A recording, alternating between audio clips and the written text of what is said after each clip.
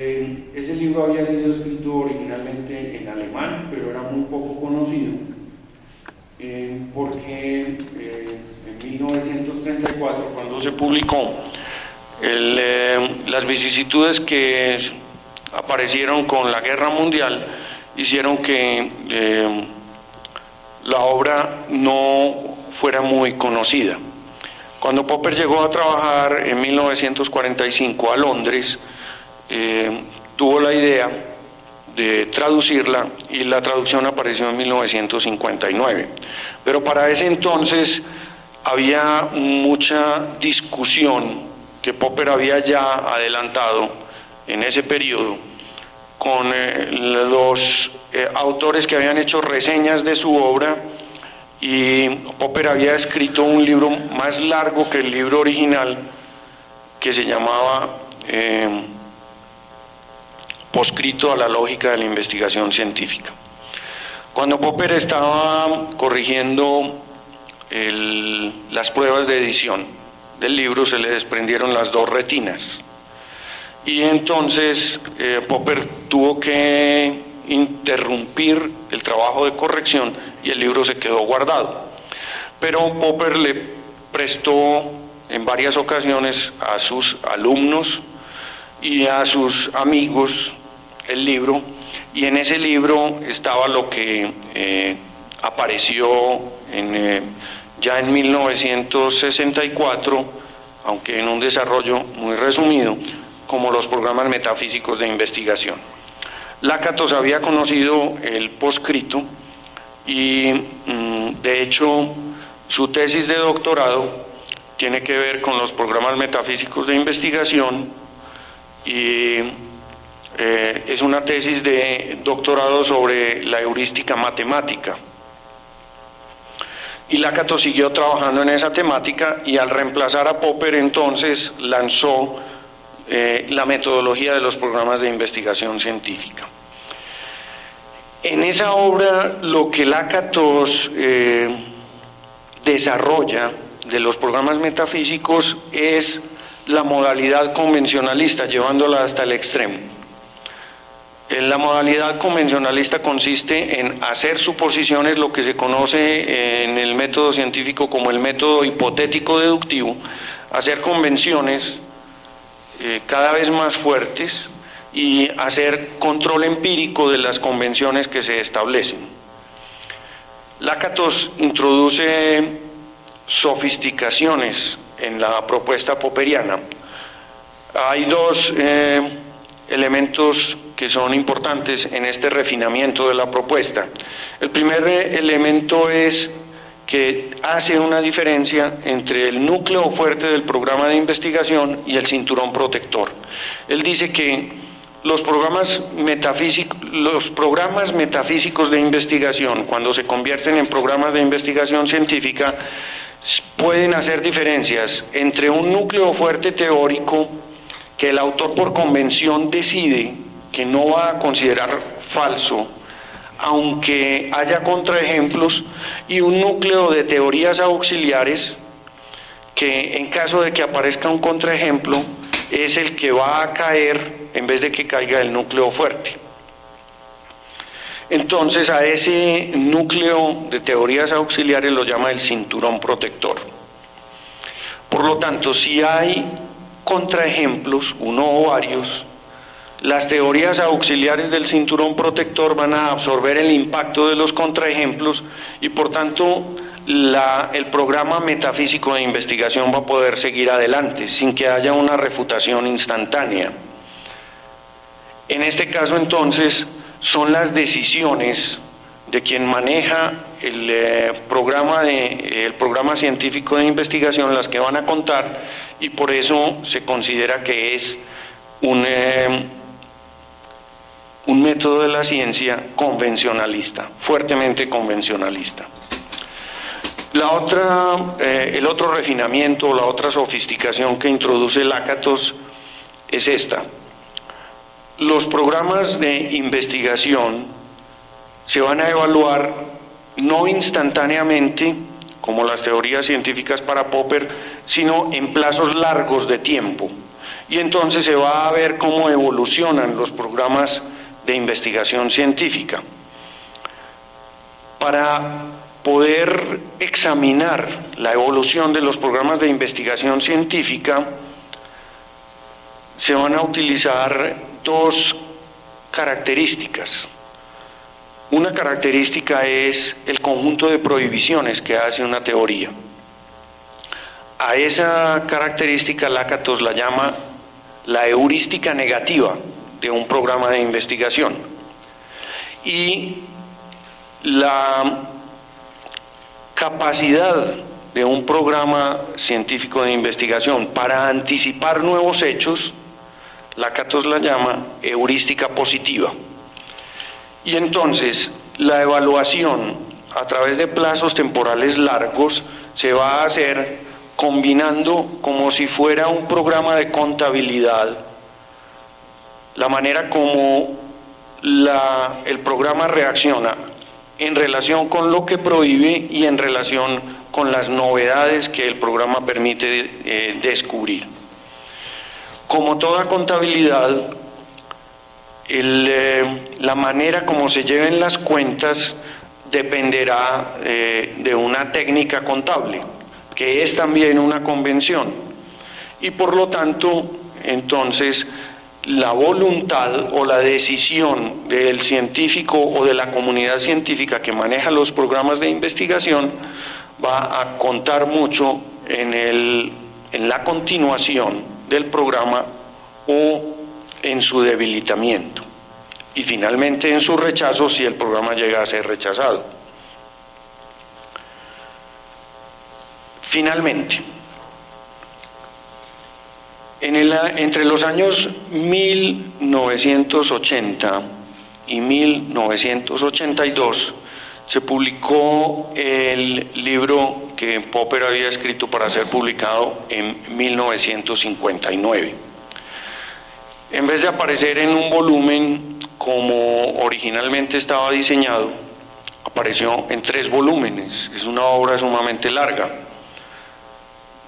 Tiene 3 tomos y el editor ya no fue Karl Popper, fue uno de sus discípulos, William Warren Bartley III. Y los 3 volúmenes aparecieron espaciadamente entre 1980 y 1982. El último, que fue el de 1982, se llama El universo abierto. Y en el universo abierto hay tres puntos breves que quiero citar y sobre los cuales quiero hacer la relación con el desarrollo que he venido presentando.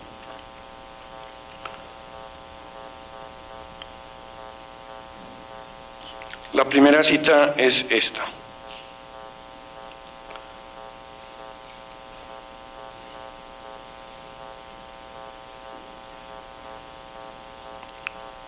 En segundo lugar, sugeriré que los científicos tienen que aceptar de buen grado el reduccionismo como método.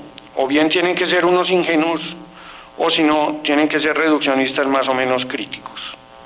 De hecho, unos reduccionistas críticos un poco desesperados, porque, esta es la parte sobre la que quiero llamar la atención, apenas se presenta una reducción científica de importancia que haya tenido un éxito total.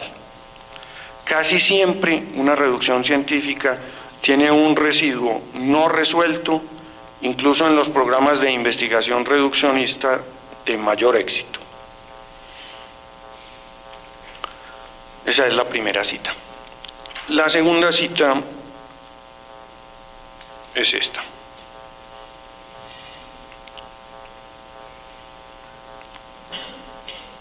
Puede mostrarse fácilmente que el conocimiento sobre el universo si este conocimiento forma parte él mismo del universo, debe ser imposible de completar. Es decir, el conocimiento no se puede completar si el conocimiento trata de conocerse a sí mismo. Y un conocimiento del universo tiene que aceptar que también los conocimientos son parte del universo. Es decir, el científico no se puede separar de lo conocido completamente. Se complementa diciendo, en el epílogo he mencionado el ejemplo de, se refiere a un epílogo del libro que no es de 1959, sino que lo escribe en 1982. Y dice, en el epílogo he mencionado el ejemplo del hombre que dibuja un mapa detallado de la habitación en la que trabaja. Es una metáfora de la ciencia. La ciencia es un procedimiento cartográfico. La comunidad científica o la humanidad está en una habitación, en el cosmos, dibujando un mapa de esa habitación. Y los problemas que surgen cuando empieza a meter en su dibujo el mapa que está dibujando. Está claro que el científico nunca puede completar su tarea.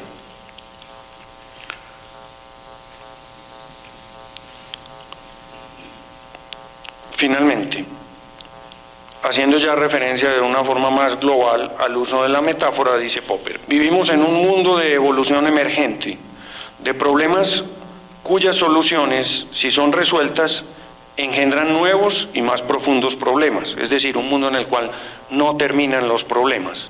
Cada solución que encontramos plantea nuevos problemas. Así pues, vivimos en un mundo de novedades emergentes. Una novedad que, en general, no se puede reducir completamente a ninguno de los estudios precedentes. No obstante, el método de intentar reducciones es muy fructífero. No solo porque aprendemos mucho con sus éxitos parciales, por las reducciones parciales, sino también porque aprendemos de nuestros fracasos parciales, de los nuevos problemas que revelan nuestros fracasos. Los problemas abiertos son casi tan interesantes como sus soluciones. De hecho, serían igual de interesantes si no fuera porque casi toda solución abre a su vez un nuevo mundo de problemas. Y esa es la cita final. Esta parte del libro se incorpora muy cerca ya de su edición, por lo tanto no hace parte del texto original. Es una incorporación tardía en la obra. El resumen, el apéndice del cual estaba leyendo las citas, se llama la incompletez esencial de toda ciencia. Se llama la reducción científica y la incompletez esencial de toda ciencia. Y lo que quiere plantear es que la ciencia no puede justificarse a sí misma. Hay un principio de indeterminación del conocimiento. El recorrido, entonces, resumidamente, es el siguiente. Habíamos partido de la noción de pecado como limitación, que es una noción que podríamos caracterizar como antropológica y que luego se articula a través de las religiones, tomando una forma de relación con un ser superior.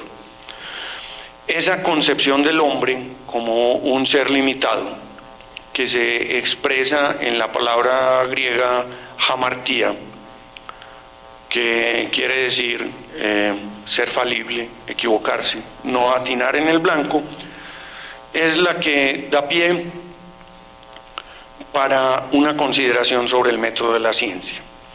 En la consideración sobre el método de la ciencia en el siglo XX he presentado por contraste la consideración del círculo, que tenía una voluntad de construir una teoría fuerte sobre la ciencia como metodología integrada de todas las ciencias, que fue lo que planteó el manifiesto del Círculo de Viena.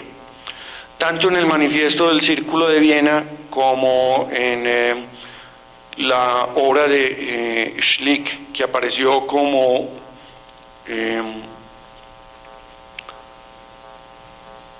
umbral de ese movimiento en el primer número de la revista Conocimiento, Schlick y el Círculo plantean que la ciencia es conocimiento verdadero y que el conjunto de la ciencia debe ser la integración de todos los conocimientos verdaderos en un sistema. La manera como el Círculo profundiza, tratando de encontrar la justificación de este planteamiento, tiene una inspiración lógica. Tomando esa misma inspiración lógica, Karl Popper, relacionado estrechamente con los planteamientos de Schlick y muy cercano a los planteamientos iniciales del Círculo, construye una primera crítica. Esa crítica se basa en que hay asimetría cuando se utilizan los métodos empíricos o cuando se hace un contraste a través de la experiencia. Esa asimetría implica que los contraejemplos son más importantes que las confirmaciones de las teorías. Y a partir de ahí Popper lanza como caracterización de la ciencia o como teoría de demarcación una teoría que es básicamente negativa. La ciencia se debe caracterizar por su falsabilidad. Las teorías de la ciencia tienen que ser teorías falsables, teorías que prohíben acontecimientos del mundo. De esa manera, para Popper es muy importante el crecimiento de contenido, pero es menos importante la relación con la verdad. Cuando la relación por la verdad y el crecimiento del contenido encuentran una mayor estabilidad dentro de la obra de Popper, Popper insiste menos en la falsabilidad y comienza a insistir en una caracterización de la ciencia programática, ya no en una característica basada estrechamente en la lógica. Esa caracterización programática es la que Popper hace en los programas metafísicos de investigación. Justamente el adjetivo metafísicos muestra que para Popper no son teorías científicas, son teorías que están más allá de la ciencia porque su amplitud de contenido y su intento de acercarse a la verdad hace que haya que sostenerlas a pesar de que encuentren contraejemplos. El planteamiento de Popper es retomado por uno de sus discípulos, Imre Lakatos, y es articulado en la metodología de los programas de investigación científica. Lakatos sofistica el planteamiento de Popper, le introduce características adicionales. En esas características adicionales, el peso está hecho sobre la parte voluntarista, es decir, sobre la toma de decisiones. Sigue predominando la índole ética que tenía la metodología popperiana, pero tiene características nuevas. Lakatos propone manejarlo con un programa contable que establece un balance entre la heurística negativa y la heurística positiva. Con base en eso, entonces, el conocimiento humano no se caracteriza tanto como ciencia o como teoría científica, sino como programa. Al final de su vida, Popper culmina este planteamiento programático que él ha hecho en su obra y que Lakatos ha continuado, diciendo que la ciencia es fundamentalmente incompleta, es decir, que la ciencia nunca puede llegar a cerrar el círculo, a ser una teoría absoluta, es decir, a demostrar la verdad de sus afirmaciones, y por lo tanto que el conocimiento humano sigue siendo, en relación con la noción antropológica de Hamartía, un conocimiento que puede errar y que pese a errar puede proporcionarnos acercamiento al mundo, que es lo que Popper dice al final del epílogo que les leí, cuando afirma que a pesar de que los programas de investigación se equivocan, añaden contenido al conocimiento humano y que esa es la parte más importante del propósito que se quiere desarrollar con ellos. Y esa es terminación del planteamiento que quería hacerles como base para una conversación que tendremos en el tiempo restante.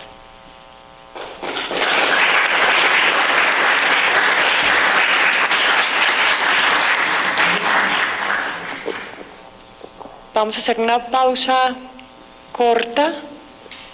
El tinto está arriba. Arriba, sí. Arriba, muy corta, porque el salón nos lo prestan hasta las 8, así que si podemos volver en 5 minutos para en lo posible aprovechar la discusión. Ay, muchas gracias, Jorge Antonio. Bien, sí, clarísimo.